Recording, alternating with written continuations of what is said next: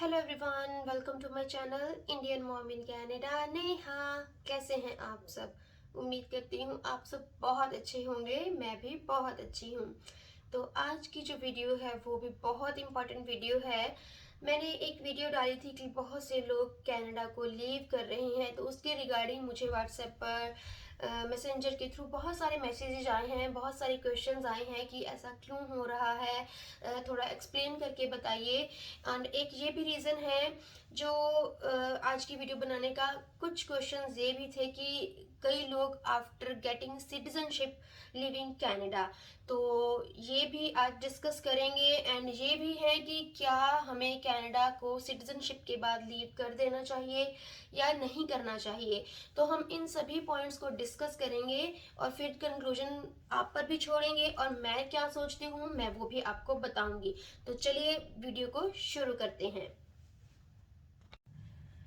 तो हाँ जी, अभी हम वो चीज़ें डिस्कस करेंगे कि क्या ये एक गुड डिसीजन है कनाडा छोड़कर after citizenship going back to our country. तो ये वीडियो बनाने का मेरा एक मोटिव ये भी है, मैं खुद की एक्सपीरियंस बता रही हूँ, क्योंकि एक बार मेरे मन में भी आया था कि नहीं, मुझे इंडिया वापस चले जाना है। I don't want to stay in Canada. I was badly missing my country, their culture, my relatives, everything I was missing a lot. But मुझे मेरे हस्बैंड ने समझाया, हम दोनों बैठे, हम दोनों ने प्रॉस एंड कॉन्स डिस्कस किए, क्या ये डिसीजन सही है या नहीं। देन वी डिसाइडेड कि क्या करना है। तो मैं बताऊंगी हमने क्या डिसाइड किया। तो देखिए, शुरू करते हैं कि लाइफस्टाइल कनाडा में जब आप आते हो तो आफ्टर सम स्ट्रगल, देखिए स्ट्रगल तो करनी ही पड़ती है, बट आफ्टर दैट आपका लाइफस्टाइल बहुत अच्छा हो जाता है। Like I belong to a middle class family, back home we were good, ऐसा कुछ नहीं है। बट द थिंग इज, एक लाइफस्टाइल होता है जो गाड़ियाँ हम यहाँ पे अफोर्ड कर सकते हैं। Like I drive, my husband drive, we both have cars. So दो वो चीज़ें यहाँ पर नीड हैं, बट वो आपके स्टैंडर्ड को, आपके स्टेटस को भी इम्प्रूव कर देती हैं। तो हमने आफ्टर 4 years घर ले लिया था, जॉब्स कर रहे हैं। तो आफ्टर 4 years हमने फर्स्ट जो घर लिया that is bungalow. Even India में अगर हम सारी ज़िंदगी भी काम करें तो आई डोंट थिंक सो एक मिडिल क्लास पर्सन बंगलो खरीद सकता है, वो भी अपनी हार्ड अर्न मनी के साथ। तो ये चीज़ भी हमने डिस्कस की दोनों ने बैठ कर कि वहाँ पर अगर हम वापस भी जाएंगे तो नॉट पॉसिबल कि हम इसको सेल भी करेंगे, क्योंकि देखिए जब हम सिटीजनशिप के बाद वहाँ पर जाएंगे तो हमारी इंडिया की जो सिटीजनशिप है वो ख़त्म हो जाएगी, राइट। एंड वहाँ पर हम इन्वेस्ट नहीं कर सकते किसी प्रॉपर्टी में, लाइक अपने नाम पर नहीं कर सकते, है ना। एंड यहाँ पर जो ये प्रॉपर्टी होगी वो इन्वेस्टमेंट के पर्पज से हो जाएगी, तो हमें इसके टैक्सेस तो देने ही पड़ेंगे, क्योंकि सिटीजनशिप के बाद आपको सभी चीज़ें तो फॉलो करनी ही पड़ती हैं। एंड टैक्सेस वगैरह बहुत हैवी हो जाते हैं इन्वेस्टमेंट प्रॉपर्टी के लिए। तो वो हमारे लिए बहुत नुकसान में जा रही थी चीज़। एंड स्क्रैच से अपनी लाइफ इंडिया में जाके शुरू करना वो भी डिफ़िकल्ट है। एंड एक छोटी सी बात, लाइक यहाँ पर जो हमारा लाइफस्टाइल है, हमारा खान पीन, हम अच्छी चीज़ें खाते हैं। एंड यहाँ पर जो एनवायरनमेंट है पॉल्यूटेड नहीं है, पॉल्यूशन बिल्कुल भी नहीं है। जो आसमान है वो नीट एंड क्लीन क्लियर दिखता है। यहाँ पर जो हम फूड खा रहे हैं वो पेस्टिसाइड्स वाला नहीं होता है। तो फ्रूट्स के मामले में है बहुत छोटी सी बात, लाइक इंडिया में एक मिडिल क्लास इंसान जो होता है वो every single day fruits afford नहीं कर पाता है। बट यहाँ पर आपने देखा ही होगा मेरी वीडियोस में, every single day we are eating fruits. तो ये कोई इसको प्लीज़ नेगेटिव मत लीजिए, ये जस्ट मैं एक एग्जांपल दे रही हूँ कि बैक होम हम ऐसा नहीं कर पाते हैं। वहाँ पर अगर इम्पॉर्टेंट हो किसी को फ्रूट्स खाना तो ही हम लेकर आते हैं।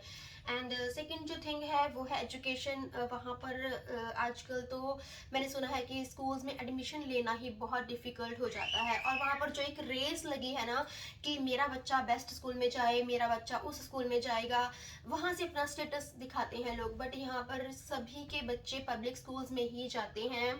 और सबको सेम एजुकेशन दी जाती है, कोई एक्स्ट्रा ट्यूशन्स वर्क इतना नहीं होता, स्कूल्स में इनफ सिखाया जाता है, तो आपकी जो इनकम होती है वो एजुकेशन में इतनी ज़्यादा नहीं जाती है।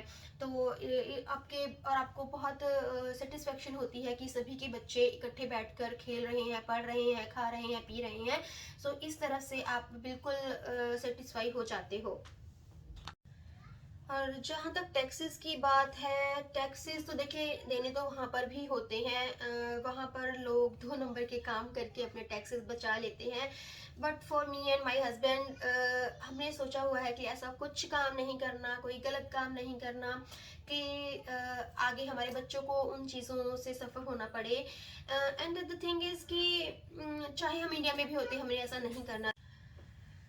एंड एक और चीज़ ये भी होती है कि आज का टाइम ये आ गया है कि सभी लोग इंडिया में हैं, चाहे दूसरी कंट्रीज़ में भी हैं, वो फॉरेन की कंट्रीज़ में जाना चाहते हैं, अच्छी चीज़ें सीखना चाहते हैं, लाइफ में प्रोग्रेस करना चाहते हैं।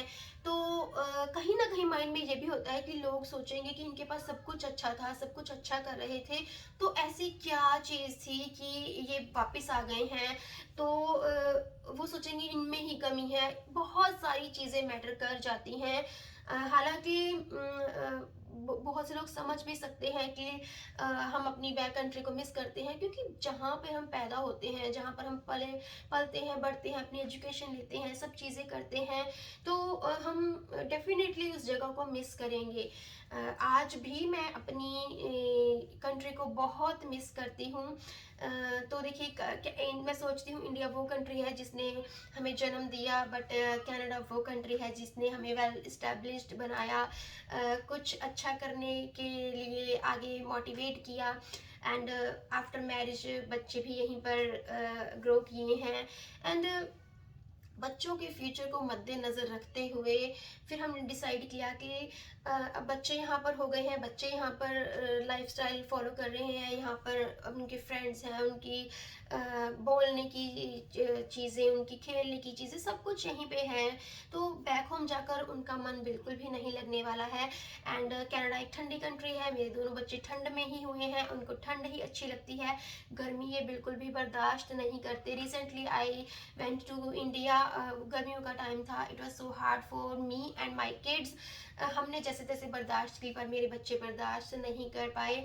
For 1 month like they were feeling so frustrated. Like my daughter, she is born in Canada, तो उसकी तो स्किन प्रॉब्लम हो गई, उससे गर्मी बिल्कुल भी बर्दाश्त नहीं हुई। So how can I think कि वो बैक होम सर्वाइव कर सकेगी, नहीं कर सकेगी।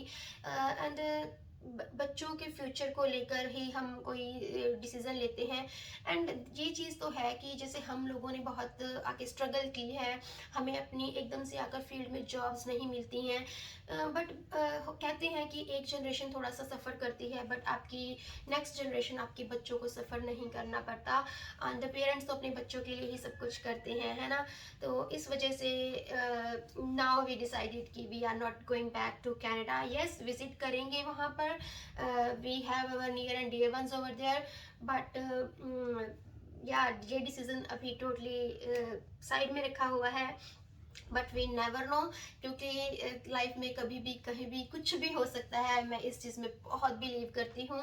तो यस, अभी तक का जो हमारा डिसीजन है कि या we are not going back to Canada, sorry, we are not going back to India, we are staying here for our kids, for our best future, you guys can say. And एक और important चीज़ मैं आपको बताना चाहती हूँ, जो शायद मैं मिस कर रही थी, कि अगर आप सिटीजनशिप के बाद 3 इयर्स के बाद, 4 इयर्स के बाद इंडिया चले जाते हो और फिर सोचते हो कि मैं लंबे अरसे के बाद कि मैं वापस आऊँ और फिर से अपनी लाइफस्टाइल शुरू करूँ कनाडा में, क्योंकि जब हम इतने लंबे टाइम के लिए कनाडा में रह लेते हैं तो हमें बैक होम बहुत सारी चीज़ें अच्छी नहीं लगती। Cleanliness is the main thing. मुझे क्लीन रहने का, क्लीन चीज़ें रखने का बहुत ज़्यादा, आप बोल लीजिए मेरे दिमाग में कीड़ा है। मैं ये नहीं बोलती कि मैं परफेक्ट हूँ, बट हाँ, एंड आपको पता ही है वहाँ पर तो इतना ध्यान नहीं रखा जाता सफाई का, क्लीनलीनेस का। एंड जो मेन थिंग है कि वही बात है कि अगर आपको कनाडा में रहना है, आपको आफ्टर 65 आप जैसे पेंशन लग जाती है, अगर आप ऐसे इंडिया में चले जाओगे आफ्टर 3 और 4 years गेटिंग सिटीजनशिप, तो आपको वो सभी सुविधाएं नहीं मिलेंगी, आपको पेंशन नहीं मिलेगी, एंड आपको फ्री हेल्थ केयर नहीं मिलेगा, एंड आपके बच्चों को या आपको फ्री एजुकेशन नहीं मिलेगी। तो आप सोच कर देखिए, इतना टाइम वहाँ पे यहाँ पर आकर बिताया, अच्छा लाइफस्टाइल लिया, और फिर डिसीजन लिया बैक होम जाने का, एंड फिर वहाँ पर मन नहीं लगा, फिर यहाँ पर आए, तो सब चीज़ें हौच पौच हो जाएंगी। एंड पेंशन तो बहुत ज़रूरी हो जाती है। इंडिया में तो इतनी पेंशन नहीं मिलती, बट यहाँ पर जो आफ्टर 65 years पेंशन मिलती है, वो आपके लिए सफिशेंट होती है अच्छी लाइफ जीने के लिए। एंड यहाँ पर ओल्ड एज है, ओल्ड एज होम है, वहाँ पर आप जा सकते हो, बट इंडिया में ऐसा नहीं होता। सो बहुत सारी चीज़ें हैं कि आपको जो माइंड में रखनी है ऐसा डिसीज़न लेने से पहले। लाइफ कभी भी परफेक्ट नहीं होती, कुछ ना कुछ मिस होता ही है, चाहे आप कनाडा में हो, चाहे आप बैक होम हो, बट हमें मेन वो चीज़ों पर फोकस करना है जो हमें मिली हैं, जो हमारे पास हैं, इंस्टेड ऑफ जो हमें नहीं मिली हैं। सो या फॉर दैट नोट मैं कहती हूँ कि कनाडा बेस्ट ऑप्शन है। एंड या बीमार हम रोज़ नहीं होते हैं, तो जो कभी प्रॉब्लम आती है, हम अकॉर्डिंग टू दैट हमारा माइंड सेट हो जाता है। तो यस, अगर आपको ये वीडियो अच्छी लगी हो या मैंने कोई पॉइंट मिस कर दिया हो, तो मुझे कमेंट बॉक्स में बताइएगा। और अगर वीडियो अच्छी लगी हो तो इसे शेयर कीजिएगा अपने फैमिली एंड फ्रेंड्स के साथ, जो सोच रहे हैं कि वो वापस बैक होम चले जाएंगे, एंड अपनी फैमिली को, फ्रेंड्स को ये चीज़ें डिस्कस कीजिए, क्योंकि एकदम से कोई डिसीजन लेना सही नहीं होता। तो चलिए जी, मिलती हूँ अपनी नेक्स्ट वीडियो के साथ। Till then bye, stay happy and healthy, and yes, thanks for watching.